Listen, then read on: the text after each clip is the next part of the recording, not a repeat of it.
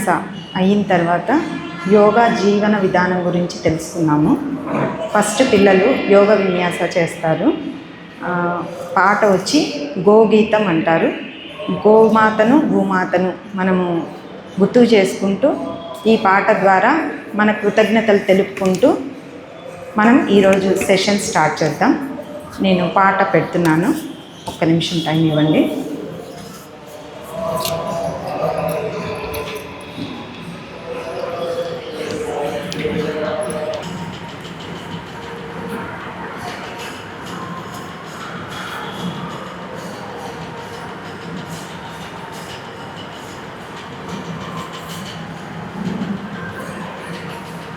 Play చేయమంటారా?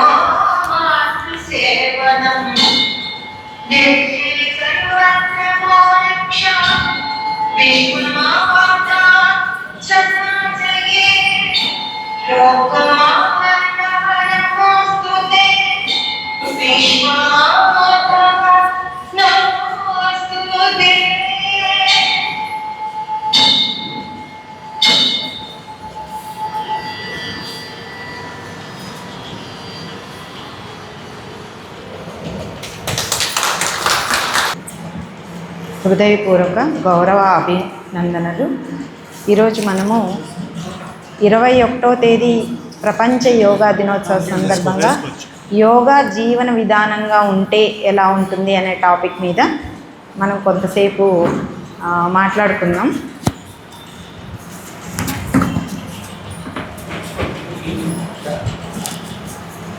రోజువారీ జీవితంలో మనము ఎటువంటి ఆలోచనలు లేకుండా నిశ్చలంగా ఉండే నిమిషాలు ఎన్ని ఉన్నాయి మనలో మనము గమనించుకున్నప్పుడు, ఒక రోజు గడిచినప్పుడు 24 గంటలు గడిచినప్పుడు ఎటువంటి ఆలోచనలు లేకుండా మనం ప్రశాంతంగా నిశ్చల స్థితిలో ఉన్న నిమిషాలు ఎన్ని ఉన్నాయి? మీలో ఎంతమంది గమనించున్నారు? ఒకసారి చెయ్యి రైజ్ చేయండి. నేను గమనించాను, నా రోజువారీ జీవితంలో నాకు 10 నిమిషాలు ఎటువంటి ఆలోచనలు లేవు అని చెప్పగలిగే వాళ్ళు ఎంతమంది ఉన్నారు? 10 నిమిషాలు కావచ్చు, 20 కావచ్చు. మీ మీ మీ అబ్జర్వేషన్, మీ గురించి మీరు అబ్జర్వ్ చేసింది, మీలో ఎంతమందికి ఇలాంటి అబ్జర్వేషన్ అనేది రోజువారీ జీవితంలో నడిచింది? ఆ రోజువారీ జీవితంలో కొన్ని నిమిషాలు మీ అబ్జర్వేషన్లో ఎటువంటి ఆలోచనలు లేని నిమిషాలు అనేవి ఎప్పుడైనా గమనించారా? గమనించిన వాళ్ళు ఉంటే చేతులు ఎత్తండి. ఓకే, ఇక్కడ మేడం ఒకరు చేయి ఎత్తారు, అక్కడ సారు చేయి ఎత్తారు. ఇంకా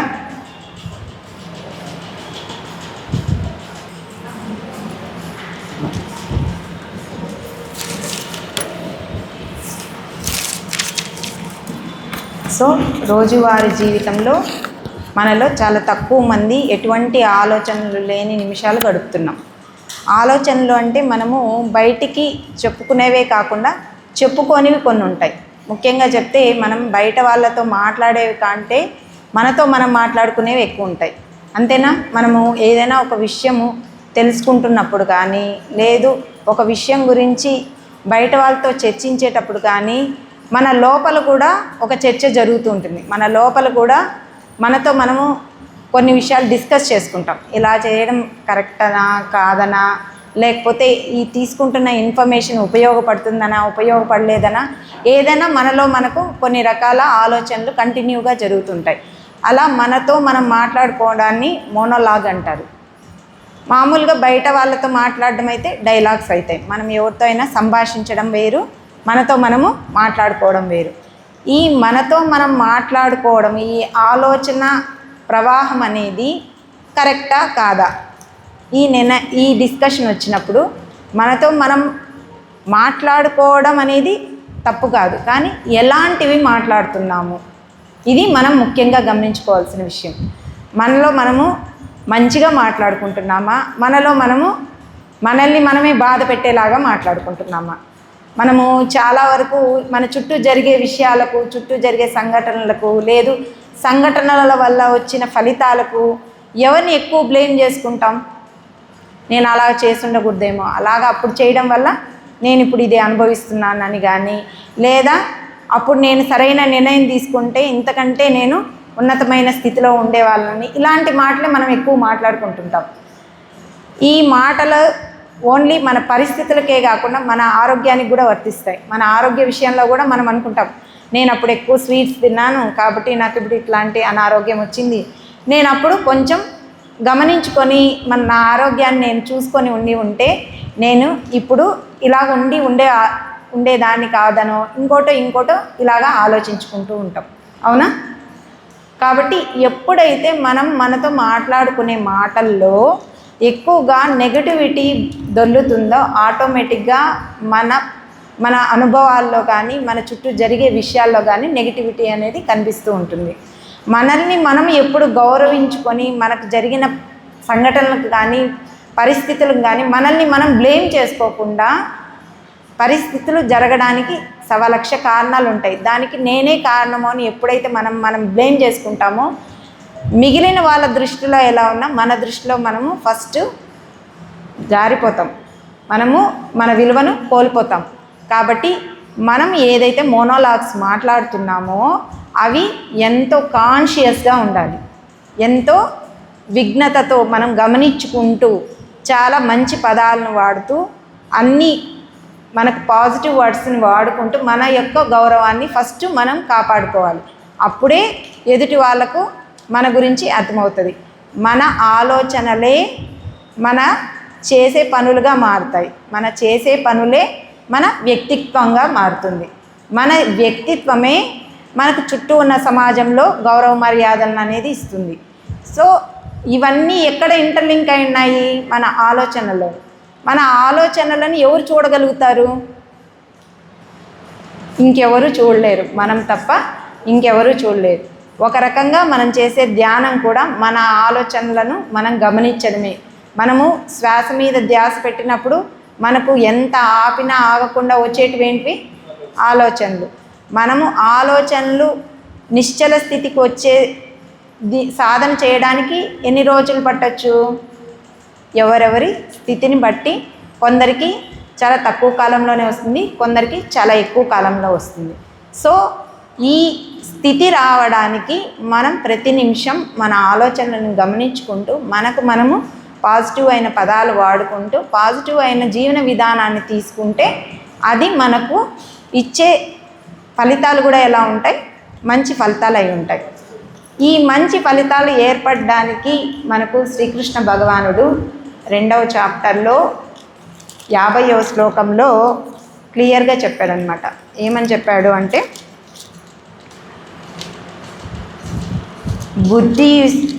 బుద్ధియుక్తో జహాతీహ ఉభే సుకృత దుష్కృతే తస్మాద్ యోగాయ యుజ్యస్వ యోగ కర్మషు కౌశలం. మనము చేసే పనులలో ఫలితం మీద ఆశ లేకుండా, మనం వచ్చే రిజల్ట్స్ మీద ఎటువంటి ఆశ ఆపేక్ష లేకుండా చేసే పనిని పూర్తిగా నిమగ్నమై పూర్తిగా దాని మీద ఇష్టాన్ని పెంచుకొని చేసినప్పుడు వచ్చే ఫలితం ఎట్లుంటుంది అంటే ఖచ్చితంగా రిజల్ట్స్ పాజిటివ్గా ఉండేలాగా, అంటే స్కిల్ఫుల్గా ఉంటుంది. ఆ చేసే పని ఎట్లుంటుంది అంటే ఒక ప్రజ్ఞత కలిగిన వ్యక్తి, ఒక నాలెడ్జ్డ్ పర్సన్ ఎలా చేస్తాడు, స్కిల్ఫుల్ పర్సన్ ఎలా చేస్తాడో ఆ వర్క్, అలాగా ఈ పనులు కూడా పూర్తిగా మంచి రిజల్ట్స్ని ఇస్తాయి. ఇంకొక విషయం ఏమిటంటే యోగ కర్మష్ కౌశలం అంటే ఒక పనిని చేయడంలో ఎంత మనం కౌశల్యం చూపిస్తాము అనేది ఎక్కడి నుంచి వస్తుందంటే మనం ఆ పనిలో నిమగ్నం అవడం. ఆ నిమగ్నతని యోగం అంటారు. ఒక పనిని చేసినప్పుడు అందులో మనము చూపించే నిమగ్నత, అందులో లీనం అవడం అనేది యోగం అవుతుంది. ఇంకా ఇప్పుడు ఈ యోగం అనేది ఎవరికి ఈజీగా సాధ్యమవుతుంది అంటే ఎవరైతే పనులను ధర్మయుక్తంగా చేస్తారో వాళ్లకు ఈ యోగం అనేది ఈజీగా సాధ్యమవుతుంది.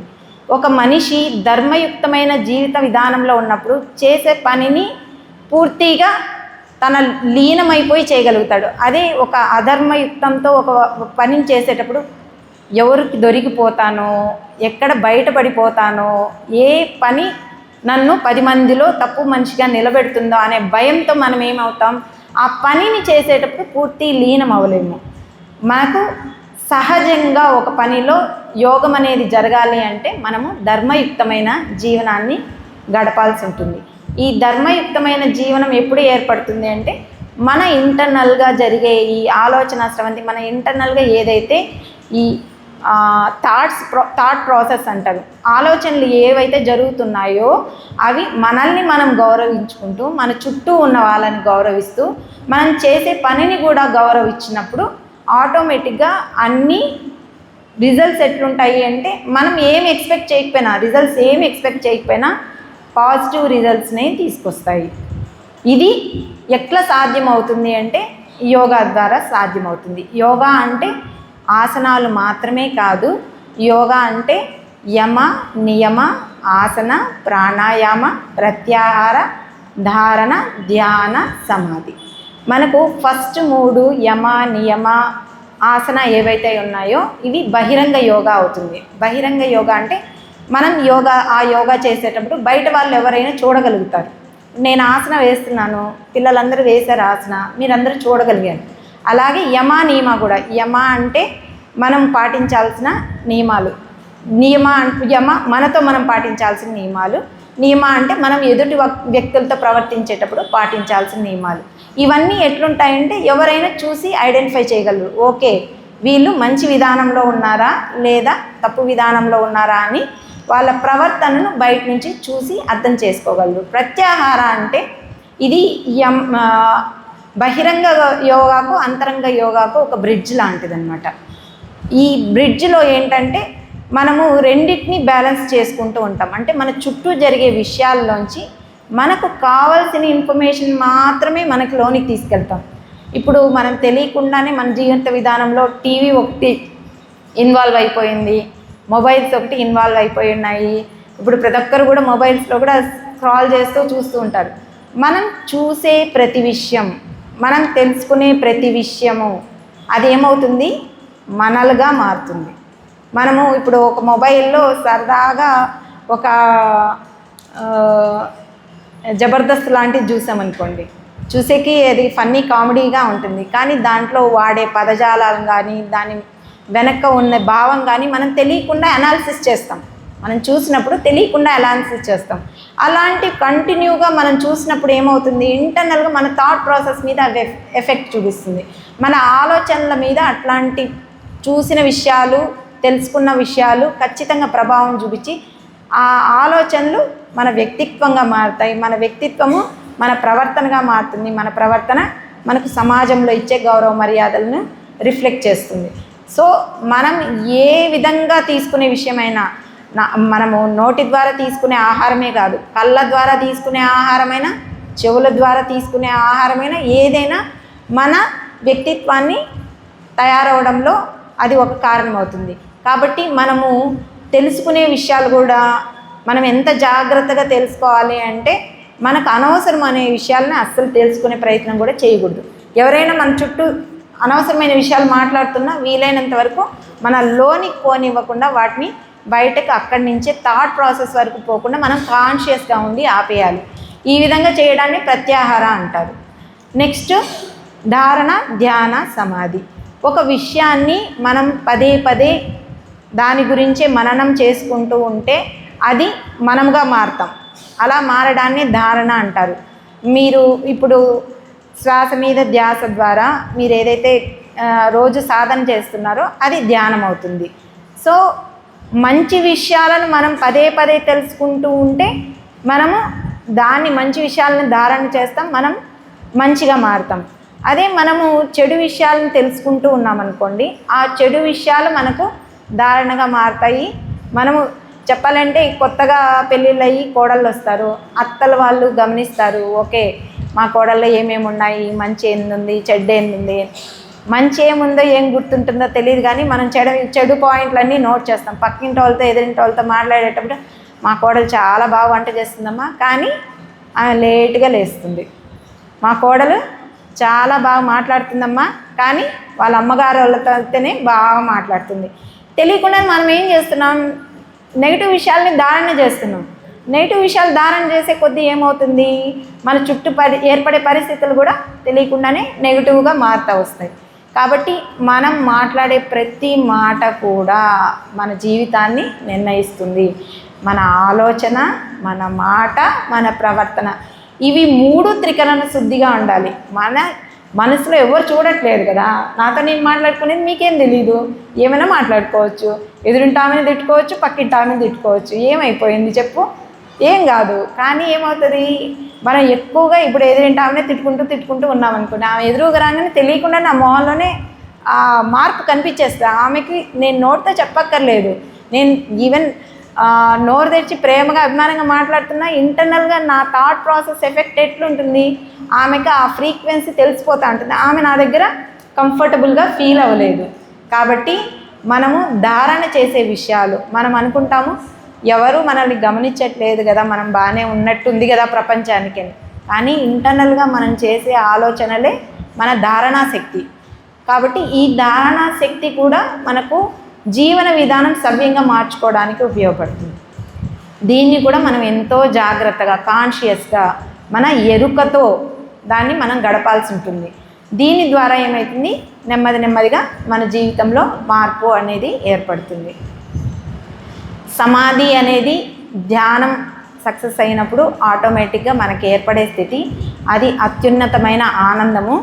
ఎప్పుడైతే మనము నిశ్చలంగా ఎటువంటి ఆలోచనలు లేకుండా ఉంటామో మనలోనికి ఆ విశ్వజనీయమైన శక్తి లోనికి ప్రవేశిస్తుంది. దానివల్ల మనకేమవుతుంది, హై ఎనర్జీ అనేది ఎక్స్పీరియన్స్ చేస్తాం.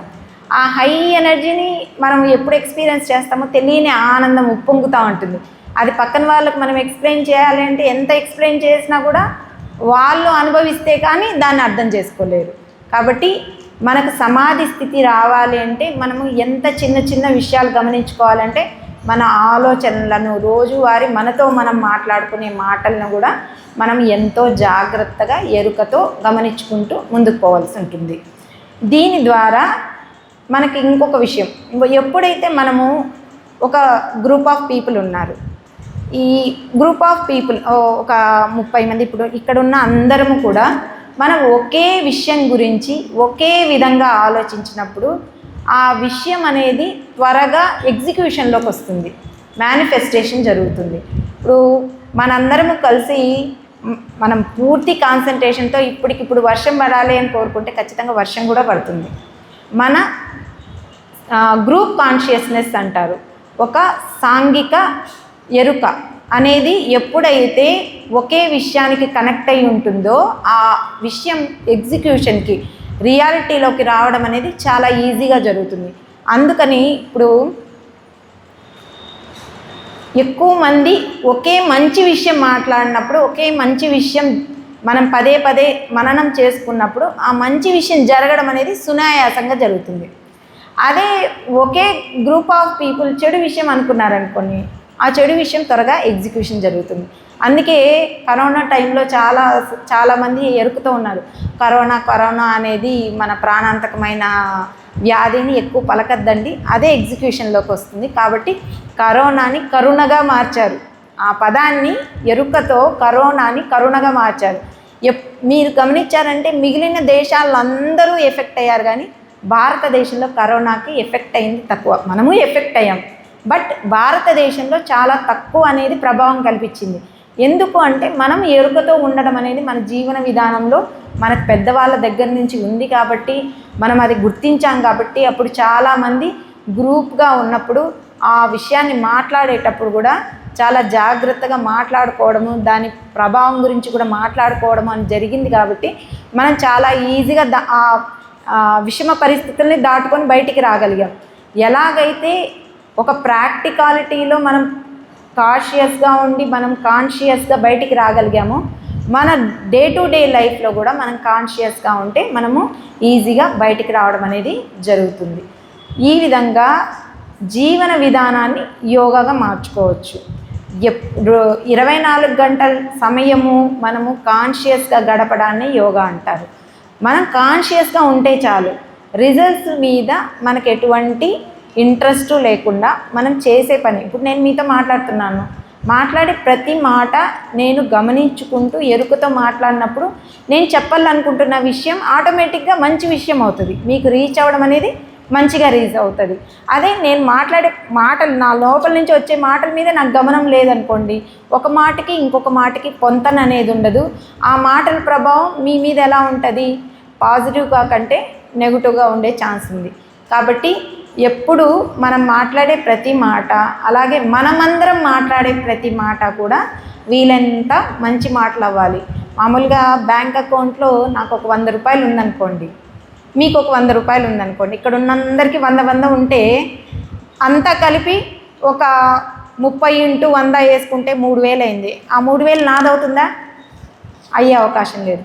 ఎవరి అకౌంట్లో ఉన్నది వాళ్ళకే అవుతుంది. కానీ గ్రూప్ కాన్షియస్లో మాత్రం మనం అందరం కలిసి ఒక విషయాన్ని ఎప్పుడైతే ఎగ్జిక్యూట్ చేయాలని ఆలోచిస్తామో ఖచ్చితంగా మనందరికీ దాని ప్రభావం సమంగా అందుతుంది.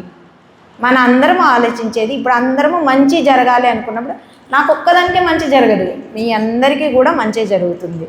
కాబట్టి ఇలాంటి అందరూ కలవడము, ఒకరిని ఒకరు పలకరించుకోవడము, అభిమానంగా గడపడము అనే ఈ సాంఘిక కార్యక్రమాలు ఏవి జరుగుతున్నాయో అవి ఎప్పుడు వీలైనంత విలువైనవిగా పాజిటివ్గా ఉండేలాగా చూసుకునే ప్రయత్నం చేయాలి. అలా చేసినప్పుడే మనకు వచ్చే రిజల్ట్ కూడా చాలా పాజిటివ్గా ఉంటుంది, మనకు త్వరగా పాజిటివ్ రిజల్ట్స్ అనేది వస్తుంది. ఈ రెండు కూడా మనం గమనించుకుంటూ ఉండాలి.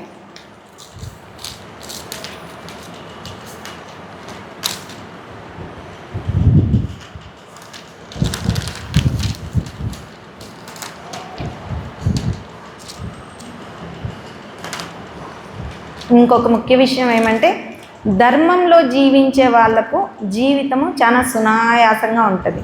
ధర్మం అనేది మనం థియరిటికల్గా తెలుసుకునే ఒక టాపిక్ కాదు, మనము ప్రాక్టికల్గా ఎగ్జిక్యూట్ చేయాల్సిన ఒక విషయం అన్నమాట.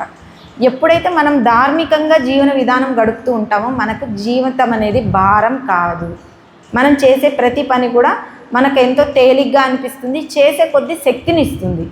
కాబట్టి మనం ఎంత ధార్మికంగా ఉన్నామో అనేది మనకు మాత్రమే అర్థమవుతుంది. యోగాలో ఉన్నప్పుడు మనం చేసే ప్రతి విషయము ధార్మికమైనదిగా ఉండేలాగా మనల్ని మనమే గమనించుకుంటూ ముందుకు వెళ్ళాలి. మేము యోగా నేర్చుకోవడానికి వెళ్ళినప్పుడు మాకు వెళ్ళిన రోజే ఇన్స్ట్రక్షన్స్ ఇస్తారు. మేము ఉన్న ఆశ్రమం ఎలా ఉండేదంటే, ఎటు చూసినా నెమళ్ళు తిరుగుతూ ఉంటాయి, ఎటు చూసినా చెట్ల నిండా పూలు ఉంటాయి, ఎటు చూసినా చెట్ల నిండా పళ్ళు కాసి బాగా మాగి ఉంటాయి. అక్కడే తిరుగుతుంటాం మేము. చెట్లు కోయకూడదు, పూలు కోయకూడదు, పళ్ళు కోయకూడదు, నెమళ్ళను ఎటువంటి డిస్టర్బెన్స్ చేయకూడదు. ఇది అక్కడున్న నెల రోజులు ఎంత కాన్షియస్గా మేము దాన్ని మా ప్రయత్నపూర్వకంగా తీసుకొచ్చాము అంటే, మన పక్కన ఎంతో అందంగా పూజిన పువ్వు ఉన్నా మేము ఆడపిల్లలమైనా కనీసం దాన్ని తాకడానికి కూడా ప్రయత్నించే వాళ్ళం కాదు. ఎంత బాగా మాగిన పండు ఉన్నా కూడా తినడానికి చూడడానికి తీసుకోవడం అనేది ప్రయత్నం చేసేవాళ్ళం కాదు. ఇవి ఎందుకు వాళ్ళు మాకు ఇలాగ అలవాటు చేశారు అంటే, ఇవంతా యమా నియమాలకు వస్తాయి. మెయిన్ దొంగతనం చేయకూడదు అనేది మనం ఎప్పుడు వింటూనే ఉంటాం. అది ఒక ధార్మికమైన పని. మనల్ని మనము ఎంత ధార్మికంగా ఉన్నాము అంటే, పక్కన వాళ్ళ వస్తువు మనము వాళ్ళ పర్మిషన్ లేకుండా తీసుకోకూడదు. ఇది మనకు తెలిసిన విషయం. కానీ మనకు అవసరానికి మించి తీసుకున్నా కూడా అది దొంగతనం అవుతుంది. ఈ విషయం అక్కడికి వెళ్ళిన తర్వాత ప్రాక్టికల్గా తెలిసింది. ఇంకొక తమాషా ఏమంటే, మనకు అవసరానికి మించి ఏమేమి తీసుకోకూడదు, ఆహారం కూడా తీసుకోకూడదు. మనకు అవసరానికి మించి చెట్టు మీద పండ్లు బాగా మాగున్నాయి కదా అని ఇష్టం వచ్చినట్టు తెంచకూడదు. దానికి కూడా నియమం ఉంది. మనకు కడుపులో ఆకలి భరించలేనిదిగా ఉన్నప్పుడు, మన శరీరానికి శక్తి అవసరమైనప్పుడు మాత్రమే మన కళ్ళ ముందు దేవుడిచ్చిన ఆ ఆహార పదార్థాలను తీసుకోవాలి, వినియోగించుకోవాలి. మేము అక్కడ పూజకు పూలు కోసేవాళ్ళం, కానీ మా తలల్లో పెట్టుకోవడానికి పూలు కోయలేదు. పూజకు కోసిన పూలు కూడా చెట్టు నిండా ఉన్నాయి కదా అని అన్నీ కోయడం అలా చేయలేదు. చాలా తక్కువగా లిమిటెడ్గా తీసుకుంటాం. మళ్ళీ పువ్వు రాలిపోవుగాక, అది దేవుడి నియమం, ప్రకృతి నియమం. కానీ మనం మాత్రం అవసరానికి మించి ఏది తీసుకోకూడదు. అది వాళ్ళు చెప్పకుండానే మాకు అలవాటు చేశారు. యమా నియమాలు మీ జీవితంలో ఎంత ఇదిగా ఉండాలి అంటే, మనము చిన్న చిన్న విషయాల దగ్గర, మనం ఇంట్లో జనరల్గా ఇప్పుడు హరిత విప్లవం అనేది వచ్చింది, మీకు అందరికీ తెలుసు కదా. ఒకప్పుడు ఆహార కొరత ఏర్పడినప్పుడు మన వాళ్ళు ఏం చేశారు, మనుషులకు సరిపడా ఆహారం పుట్టాలని భూమి మీద ఎక్కడ లేని ఎరువులన్నీ వాడి భూమి శక్తిని లాగి ఆహార రూపంగా మార్చారు. ఇప్పుడు మన ఇళ్ళల్లో ఎవ్వరి ఇళ్ళల్లో ఉన్నా చూడండి, బియ్యం కొదవ ఉండదు, పండ్లు కూరగాయలు కొదవ ఉండదు, పూలు కొదవ ఉండదు. రోడ్లోకి పోతే కావాల్సినంత కుప్పలు పోసుంటారు. మనకు కావాల్సింది 1 కిలో అంటే అక్కడ 10 కిలోలు ఒక 10 మంది అమ్ముతూ ఉంటారు. నిజానికి అంత పంట అవసరమా?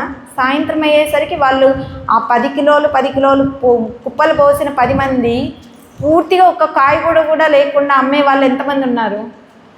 ఖచ్చితంగా వాళ్ళు మిగిలిస్తారు, ఖచ్చితంగా కుప్పతొట్లో పోస్తున్నారు. కానీ ఆ ఎనర్జీ ఎక్కడి నుంచి వచ్చింది? భూమిలోంచి కదా మనం ఎరువులు వేసి బలవంతంగా లాగేస్తున్నాం. అంటే మనం భూమి శక్తిని దొంగతనం చేస్తున్నాం కదా. అదే మనకు అవసరమైనంత కూరగాయలు కొనుక్కుంటా మనం లిమిటెడ్గా ఉంటే, అక్కడ పండించి తెచ్చి కుప్పలు పోసే రైతు కూడా అవసరమైనంత పంటే పండిస్తాడు, భూమి శక్తి కూడా అవసరమైనంత ఉపయోగించబడుతుంది. అదొక్కటేనేంటి, నీళ్ళు కూడా చూడండి, మనం మోటార్ వేస్తాం, పైన ట్యాంక్ నిండిపోయి నీళ్లు కింద తొల్లుతూ ఉంటాయి.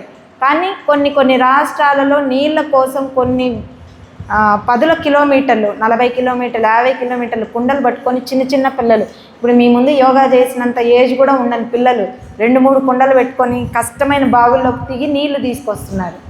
అది ఎట్లా జరుగుతుంది అంటే, మనం ఇక్కడ నీటిని వృధా చేస్తున్నాము, ఆ కొరత కొంతమందికి ఎఫెక్ట్ అవుతుంది. మనం అనుకుంటున్నాము యమా నియమ అంటే ఎవరిది దొంగతనం చేయకూడదు, అవతల దగ్గర నుంచి డబ్బు తీసుకుంటేనే దొంగతనము, లేదు వాడికి తెలియకుండా వాడి వస్తువు వాడితేనే దొంగతనం అని.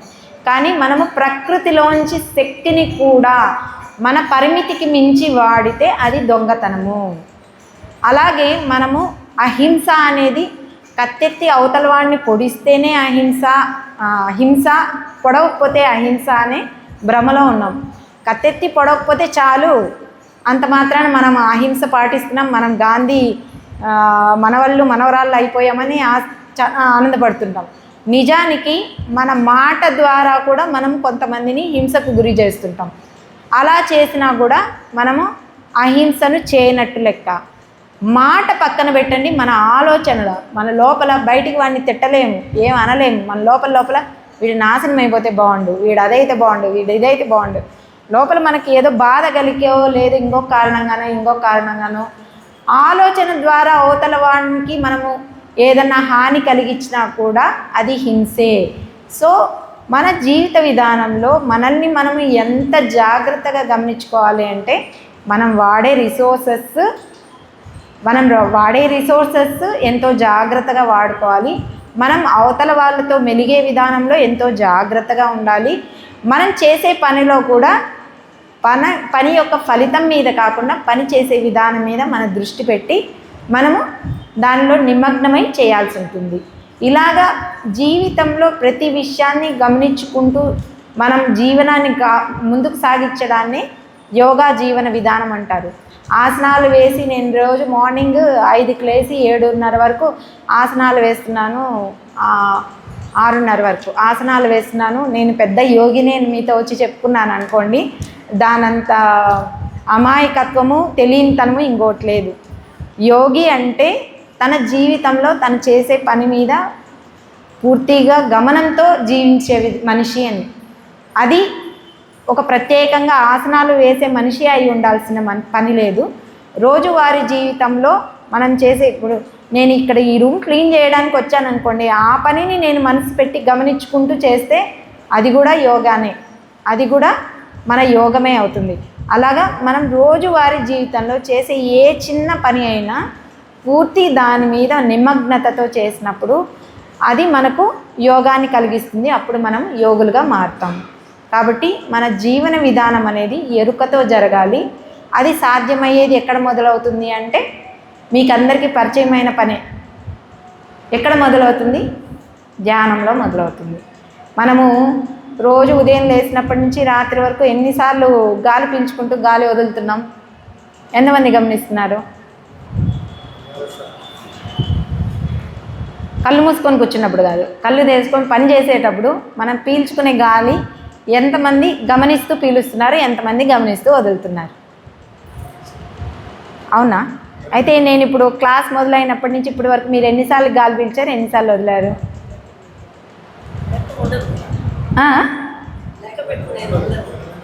గమనిస్తున్నామంటే లెక్క పెట్టుకోగలుగుతున్నాం, అంతే కదా. జపం చేస్తాం, 1 2 3 అని జపం చేస్తాం, అంటే మనం గమనిస్తున్నామనే కదా. మనం గమనించకుండా జరిగేది శ్వాస. మీకు ధ్యానంలో శ్వాస మీద ధ్యాస పెట్టడము అనే ఆ విషయాన్ని ఎందుకు అలవాటు చేస్తారంటే మనం తెలియకుండా చేసే పని శ్వాస తీసుకోవడం. ఈ శ్వాస తీసుకోవడాన్ని మనం గమనించడం అలవాటు చేసుకున్నాం అనుకోండి, మనం చేసే ప్రతి పనిని తెలియకుండానే గమనిస్తాం. ఒకరితో మాట్లాడుతున్నాము, కూర్చొని ఉన్నాము, పడుకొని ఉన్నాము, మనం ఏం చేస్తున్నా కూడా మనకు ఎలాగైతే తెలియకుండా జరిగే శ్వాసను మనం కళ్ళు మూసుకొని గమనిస్తున్నామో తెలిసి చేసే పనులను మన ఎరుక లేకుండా గమనిస్తాం. అలాగా మొదలైనప్పుడు ఒక్కసారి గమనం అనేది మొదలైనప్పుడు మనం తెలిసి తప్పు పనులు చేస్తామా? తెలిసి ఇంకొకరికి హాని కలిగిస్తామా? ఎవరో రావణాసురుడో లేకపోతే కంసుడో అయితేనే హాని కలిగిస్తారు. మనలాంటి వాళ్ళు ఎవరు, మానవత్వం ఉండే వాళ్ళు ఎవరు కలిగించరు. కాబట్టి మనం చేసే పనిని ఎరుకతో చేసినప్పుడు, ఇప్పుడు మనం ఎవరికైనా నొప్పి కలిగిస్తున్నామంటే ఖచ్చితంగా మనకు తెలియని ప్రభావంలోకి వచ్చి మనం చేస్తాం. కోపమో బాధో ఇంకోటో దానికి కారణాలు అయి ఉంటాయి. అదే మనం తెలిసైతే చేయము. కాబట్టి మనం రోజువారీ శ్వాసను మనలో జరిగే మన ప్రమేయం లేకుండా జరిగే శ్వాసను గమనించడం అలవాటు చేసుకుంటే మన ప్రమేయంతో జరిగే పనులను మనము ఖచ్చితంగా గమనించడం అనేది అలవాటు అవుతుంది. ఇంకా ఈ గమనించడం అనేది అలవాటైతే ఆటోమేటిక్గా మనం దాని మీదకి స్లోగా కంట్రోల్ తీసుకురాగలుగుతాం. మనం చెప్తుంటామా ఆలోచనలు వస్తాయి మీకు, కానీ వాటిని నియంత్రించకుండా మళ్ళీ ధ్యాస ఇక్కడికి తీసుకురావాలి, శ్వాస మీదకు తీసుకురావాలి. మన ఆలోచనలు వస్తుంటే మళ్ళీ మనం శ్వాస మీదకి వస్తుంటాం. ఇలాగ అగైన్ అండ్ అగైన్ ఏం చేస్తాం, తెలియకుండా మన మీద మనము కంట్రోల్ తీసుకొస్తాం. ఇలా కంట్రోల్ వచ్చినప్పుడు అవతల వాడు మనల్ని చాలా బాధ పెట్టినా వాడిని పోనీలే, వాళ్ళు చేస్తున్నది వాళ్ళే తెలుసుకుంటారు, మనం దానికి లోన్ కాకూడదు అనేది మనకు ఫస్ట్ మొదలవుతుంది. ఎవరైనా ఎదుటి వ్యక్తి చేసిన దానికి లోన్ అయితే బాధపడినా కోపడినా ఫస్ట్ ఎవరికి నష్టం జరుగుతుంది? ఎదుటివాడి కంటే ముందు మనకి నష్టం జరుగుతుంది. మనం ఎదుటివాడిని పోనీలే అనుకుంటున్నామంటే దాని అర్థం ఏంటి? మనల్ని మనము చాలా ప్రేమగా చూసుకుంటున్నాం, మనల్ని మనము చాలా జాగ్రత్తగా కాపాడుకుంటున్నాం. మనం అవతలోడి మీద కోపం కంటే కూడా మన మీద మనకున్న ప్రేమకి ఎక్కువ విలువ ఇస్తున్నామని అర్థం. కాబట్టి మనం ఏం చేయాలి, మనల్ని మనము గమనించుకుంటూ జీవన విధానాన్ని సాగించడం అనేది అలవాటు చేసుకోవాలి. దీన్నే యోగా అంటారు. దీనికి ఆసనాలు అనేవి ఎలా ఉపయోగపడతాయి అంటే, ఇప్పుడు చూడండి ఈ పాట మొత్తం వీళ్ళు చేశారు, అక్కడ వేసే పోస్చర్ కరెక్ట్గా ఇక్కడ అదే టైంకి ఈ అబ్బాయిలు వేశారు, ఈ ఇద్దరు వేసే టైంకి కరెక్ట్గా ఇక్కడ కూర్చున్న అమ్మాయి కూడా అదే వేసింది. అంటే వాళ్ళందరూ అంత కరెక్ట్గా ఎట్లా సింక్ అవ్వగలిగారు? వాళ్ళు అంత గమనంతో చేశారు. కాబట్టి ఎప్పుడైతే మనం ఒక పనిని గమనంతో చేస్తామో అది మనకు ఖచ్చితంగా హెల్ప్ అవుతుంది. మనము ఆసనాలు వేసేటప్పుడు ఇదే అలవాటు చేస్తాం. వంగేటప్పుడు పైకి లేసేటప్పుడు మనం బ్రీత్ ఇన్ బ్రీత్ అవుట్ చేస్తాం. వంగినప్పుడు బ్రీత్ అవుట్ చేసేటప్పుడు దానికి తగినట్టుగా మన శరీరం ముందుకు వంగుతుందా లేదా అని గమనిస్తాం. బ్రీత్ ఇన్ చేసేటప్పుడు మనం దానికి తగినట్టుగా శరీరం పైకి లేస్తుందా అనేది చూస్తాం. సో మనము శ్వాసను, శరీరాన్ని దానికి తగినట్టు మన ఆలోచనలను అనుసంధానం చేస్తాం. కాబట్టి ఆసనాలు వేయడాన్ని యోగా అంటారు. ఎప్పుడైతే 3 ఒకే అలైన్మెంట్లో ఉంటాయో అది యోగం అవుతుంది. అలాగే మీరు రోజువారీ పనుల్లో మీరు చేసే పని, మీ ఆలోచనలు, దానివల్ల ప్రభావం తెలియకుండా ఎప్పుడు అలైన్ అవుతాయో అది యోగంగా మారుతుంది. ఈ అవకాశం ఇచ్చిన మీ అందరికీ పద్మావతి ధ్యాన మందిరం వాళ్లకు నా కృతజ్ఞతలు తెలుపుకుంటూ ఇంతటితో దీన్ని ఆపేస్తుంది. Thank you.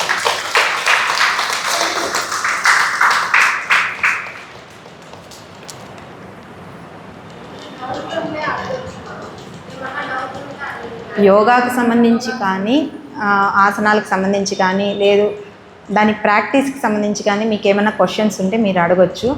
నాకు తెలిసినంత వరకు నేను మీకు నాలెడ్జ్ షేర్ చేసుకుంటాను.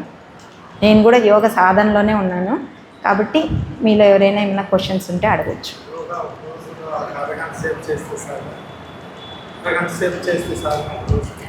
అవును సార్, ఒక 30 నిమిషాలు చేస్తే యోగా సరిపోతుంది. ఈ 30 నిమిషాల్లో ఫస్ట్ 5 నిమిషాలు మన శరీరాన్ని యోగాకి సంసిద్ధం చేసుకోవాలి. దాన్ని వామప్స్ అంటారు, శీతలీకరణ వ్యాయామం అంటారు. అంటే మన కీళ్ళు, కాళ్ళు, మన చేతి కీళ్ళు, కాళ్ళ కీళ్ళు ఇవంతా మనం లూజ్ చేసుకుంటాం అన్నమాట. స్లోగా బెండ్ చేస్తా ఒక్కొక్క దాన్ని సెట్ చేసుకుంటాం. శరీరాన్ని సెట్ చేసుకొని ఆసనాలు చేయడానికి సంసిద్ధం చేస్తాం. మీకు శరీరం సహకరిస్తే సూర్య నమస్కారాలు చేయడం అనేది ఉత్తమమైన విషయం. ఎందుకంటే సూర్య నమస్కారాల్లో ఒకేసారి మనము ఆసనము, ప్రాణాయామము అనేది జరుగుతుంది. 2 అట్ ఏ టైం. మన బ్రీతింగ్ ప్లస్ ఆసన పోస్చర్ వాటికి సింకింగ్ చేస్తాం. కాబట్టి సూర్య నమస్కారాలు అనేవి మీకు త్వరితగతిన మీకు ఫలితాలను ఇస్తాయి ఆరోగ్యపరంగా. కాబట్టి వీలైనంత వరకు ఒక సరైన గురువు దగ్గర ఆసనాలు నేర్చుకోవడం అనేది ఉత్తమమైన విధానం. ఇప్పుడు చాలా వరకు ఆన్లైన్ ద్వారా తెలుసుకుంటున్నారు. ఆన్లైన్ ద్వారా తెలుసుకున్నప్పుడు ఏమవుతుందంటే మనము అవతల వాళ్ళు కరెక్ట్ పోస్చర్ వేస్తున్నారు అనేది గమనిస్తాం, కానీ మనం కరెక్ట్ పోస్చర్ వేస్తున్నామా లేదా అనేది ఎవరు గమనిస్తారు? సో ఎప్పుడు కూడా యోగా అనేది ఒక గురువు సమక్షంలో చేయాల్సిన విషయం. అట్లీస్ట్ మనకు ఆసనం మీద పట్టు వచ్చే వరకు ఆ గురువు సమక్షంలో చేసి మనం తెలుసుకున్న తర్వాత మళ్ళీ గురువు అవసరం లేదు, మనము సొంత సాధన అనేది చేసుకోవచ్చు. ఫస్ట్ 5 మినిట్స్ వామప్స్, మళ్ళీ 10 మినిట్స్ సూర్య నమస్కారం. 12 సూర్య నమస్కారం చేయడానికి 10 మినిట్స్ పడుతుంది. స్లోగా సాధన చేసినప్పుడు డే 1 అలా అవుతుంది అని చెప్పలేను. కొన్ని రోజులు సాధన చేస్తే మనకు 10 నుంచి 15 నిమిషాల వరకు సూర్య నమస్కారాలు మనం కంప్లీట్ చేసేయచ్చు. 15 నిమిషాలు సూర్య నమస్కారాలు చేసిన 20 నిమిషాలకి సూర్య నమస్కారాలు అయిపోతాయి. 5 నిమిషాలు ప్రాణాయామాలో కూడా ఫస్ట్ మనము క్లెన్జింగ్ ప్రాసెస్తో స్టార్ట్ చేస్తాం. కపాలభాతి అనేది క్లెన్జింగ్ ప్రాసెస్, ప్రాణాయామ కాదు. సో ఫస్ట్ స్టెప్గా కపాలభాతి చేస్తాం. మీలో చాలామందికి తెలుసుంటుంది, మనం పొట్టని వెనక్కి తీస్తూ గాలిని ఫోర్స్బుల్గా బయటికి వదిలితే అది కపాలభాతి అవుతుంది. ఫస్ట్ కడుపు పూర్తిగా నింపుతాము, మళ్ళీ ఫోర్స్బుల్గా గాలిని బయటకు వదులుతాము. అలాగా నిమిషానికి 120 సార్లు చేయాలి. ఇది కౌంటు. కానీ స్టార్టింగ్లో 20 సార్లు చేయడం అనేది చాలా గొప్ప విషయము. 20 నుంచి 30, 30 నుంచి 40 అలా స్లోగా మనం దాన్ని డే టు డే ఇంప్రవైజ్ చేసుకొని 120 వరకు మ్యాక్స్ వస్తే, అంటే 1 నిమిషానికి 2 సార్లు 30 సెకండ్స్కి ఒకసారి మొత్తం 120 చేయగలిగితే మనం హైయెస్ట్ చేసినట్టు. కపాలభాతి గట్టిగా 2.5 నిమిషం 3 నిమిషాలు పడుతుంది. మన కెపాసిటీ 3 రౌండ్స్కి. పర్ ఈచ్ మినిట్ మనము ఫోర్స్బుల్ బ్రీత్ అవుట్ ఎంత చేయగలిగితే అంత చేసి, మధ్యలో ఒక 10 సెకండ్స్ గ్యాప్ ఇచ్చి చేసినా కూడా 3.5 మినిట్తో అయిపోతుంది. నెక్స్ట్ అనులోమ్ విలోమ్, అంటే మన నాడీ శుద్ధి కోసం అనేసి అనులోమ్ విలోమ్ చేస్తాము. ఈ విధానాలన్నింటినీ మనం ప్రాక్టికల్గా నేర్చుకోవాలి. ఇవి 1 మినిట్లో నేర్పించే విషయాలు కాదు. దానికి కొన్ని నియమాలు ఉంటాయి, కూర్చునే విధానం ఉంటుంది, వేసే ముద్ర ఉంటుంది. ఇవన్నీ మనం ప్రాపర్గా వేసినప్పుడు మనలోన ఉన్న ప్రాణశక్తిని మనం కరెక్ట్గా అలైన్ చేసుకుంటాం. మన శరీరం తనకు కావాల్సిన విధంగా అలైన్ చేసుకుంటుంది. ప్రకృతిలోంచి కూడా శక్తిని ఎలాగ రిసీవ్ చేసుకోవాలి, ప్రాణశక్తిని అనే దానికి శరీరము అనుకూలతను తయారు చేసుకుంటుంది. కాబట్టి ఒక 5 నిమిషాలు అనులోమ్ విలోమ్. ప్రాణాయామ చేసేటప్పుడు ఎక్కువ టైం తీసుకొని బ్రీత్ ఇన్ చేయాలి, ఎక్కువ టైం తీసుకొని బ్రీత్ అవుట్ చేయాలి. సో ఈ ప్రాసెస్ అనేది కొంత టైం తీసుకుంటుంది. ఒక 5 మినిట్స్లో మనము ప్రాణాయామ కంప్లీట్ చేయొచ్చు. లాస్ట్ 5 మినిట్స్ ఇవన్నీ అయిపోయిన తర్వాత ఖచ్చితంగా ఒక 5 మినిట్స్ మెడిటేషన్ అనేది చేస్తే అక్కడికి 30 మినిట్స్కి మనము యోగా చేసినట్టు అవుతుంది. మీకు సమయం అనుకూలిస్తే కనీసము ఒక 1 అవర్ చేయడం అనేది ఉత్తమం. 1 అవర్ చేస్తే మీకు ఖచ్చితంగా అద్భుతాలే జరుగుతాయి. ఏజ్ అయిపోయిన వాళ్ళు స్లోగా మళ్ళీ యంగ్గా మారుతారు. హెల్త్ ఇష్యూస్ ఉన్న వాళ్ళు స్లోగా రివర్సల్లో మళ్ళీ స్ట్రాంగ్ హెల్త్ అనేది మీకు వస్తుంది. ఇవన్నీ పాసిబుల్ అవుతాయి. కానీ పక్కన వాళ్ళు చేస్తున్న పోస్చర్ నేను కూడా అంతే పర్ఫెక్ట్ చేయాలి అని ఫోర్స్బుల్గా ఎప్పుడూ యోగాని చేయకూడదు. మన శరీరానికి ఉన్న స్థితిగతులను గమనించుకుంటూ మన యొక్క శక్తి సామర్థ్యాలకు అనుకూలంగా మనం యోగా చేసినప్పుడు నెమ్మదిగా మన శరీర సామర్థ్యం అనేది పెరుగుతుంది.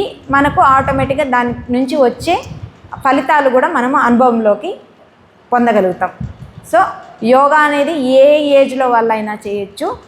ఏ ఏజ్కి తగినట్టు ఆ ఏజ్ యోగాసనాలు అనేవి ఉంటాయి. మీరు ఎవరైనా సరైన యోగా గురువు దగ్గరికి వెళ్ళి అడిగితే మీ పరిస్థితిని గమనించి వాళ్ళు మీకు తగిన యోగాసనాలు చెప్తారు. చాలా సింపుల్ యోగాసనాల నుంచి క్లిష్టమైనవి కూడా ఉన్నాయి. ఏవైనా మనము నేర్చుకోవచ్చు, ఏ ఏజ్లోనైనా నేర్చుకోవచ్చు. ఇంకేమైనా క్వశ్చన్స్ ఉన్నాయా?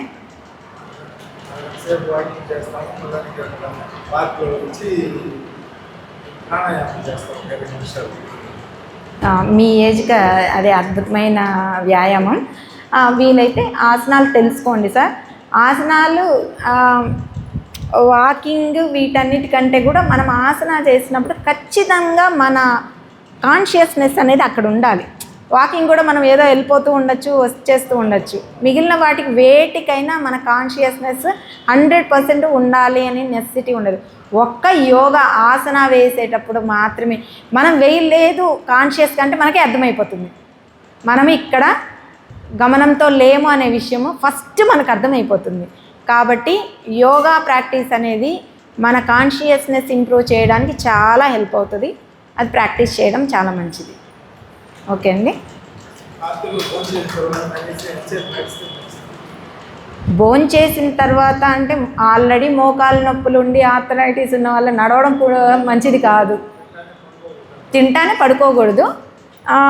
అంటే మనము నడవాలి ఖచ్చితంగానే నియమం లేదు. చెప్పాను కదా, ఏ వ్యాయామమైనా మన శరీర పరిస్థితిని బట్టి పోవాలి. కొంతమందికి 10 కిలోమీటర్లు కూడా నడవండి అని చెప్పచ్చు, కొంతమందికి 10 అడుగులు కూడా వేయొద్దండి అని చెప్పాలి. కాబట్టి ఈ నియమం అనేది 10 అడుగులు కూడా కొంతమందికి చెప్పలేను సార్. అలాంటి వాళ్ళు ఎక్కడో ఉండరు, మన ఇంట్లో మన చుట్టుపక్కలే ఉంటారు. కాబట్టి అందరికీ అన్నీ సూటబుల్ అని చెప్పలేము. ఇప్పుడు మీకు పర్టికులర్గా ఏంటి చెప్పాలి అంటే ఒక 10 నిమిషాలు మిమ్మల్ని నేను గమనించి మీ ఇన్ఫర్మేషన్ తీసుకుంటే నేను మీకు సూటబుల్ చెప్పగలుగుతాను. కానీ డిఫాల్ట్ అనేది నేను సజెస్ట్ చేయకూడదు. చేసినప్పుడు అది ఒకరికి ఫలితం వస్తుంది, ఒకటి నెగిటివ్ ఫలితం వస్తుంది. దానికంటే బెటర్ ఎవరిది వాళ్ళకి చెప్పడం, వ్యక్తిగతంగా మీ యోగా విధానం తెలుసుకోవడం అనేది ఉత్తమమైన విషయం. Okay sir. ఓకే, ఉంటాను.